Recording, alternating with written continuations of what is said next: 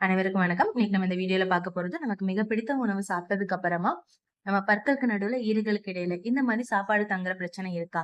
Brush பண்ணாலுமே இந்த மாதிரி போக மாட்டேங்குதா? இத நம்ம எப்படி எடுக்கலாம்? இதுக்கு ஒரு வழி இருக்கு. இதுதான் ஃப்ளாஸ். இது ஒரு சின்ன த்ரெட். இந்த டென்டல் ஃப்ளாஸ் வச்சு நம்ம ரிமூவ் பண்ணிக்கலாம். இது இந்த மாரி ஸ்டிக் டைப், பாக்ஸ் டைப் 2 விதமா மார்க்கெட்ல இருக்கு.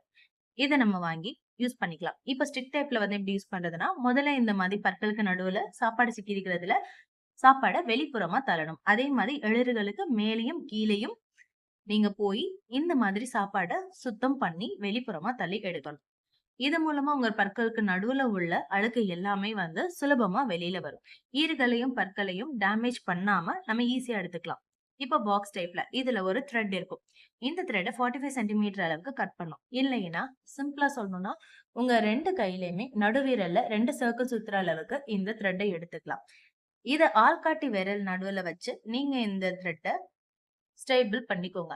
இப்படி நேராக்கினதுக்கு அப்புறமா எந்த பற்களுக்கு நடுவுல இருக்கோ, அந்த பற்களுக்கு நடுவுல நீங்க இந்த மாதிரி த்ரெட்ட விட்டு இந்த மாதிரி உங்க சாப்பாட்ட எடுத்துக்கலாம். இப்படி சாப்பாடு சிக்கிற முறைய நம்ம எளிமையா எடுத்துக்கலாம். இது மூலமா ஈர்களும், பற்களும் எந்த ஒரு சேதமும் அடையாம நம்ம சேஃபா நம்மளுடைய சாப்பாட எடுத்துக்கலாம். இந்த மாதிரி சாப்பாடு எடுத்ததுக்கு அப்புறமா நம்ம மறக்காம வாய் கொப்பளிக்கணும். பிரஷ் பண்ணணும். அடுத்து இந்த ஃப்ளாஸ் பண்ணணும். அதுக்கப்புறமா வாய் கொப்பளிக்கணும். நான் சொன்ன மெத்தட் நீங்க செஞ்சு பாருங்க.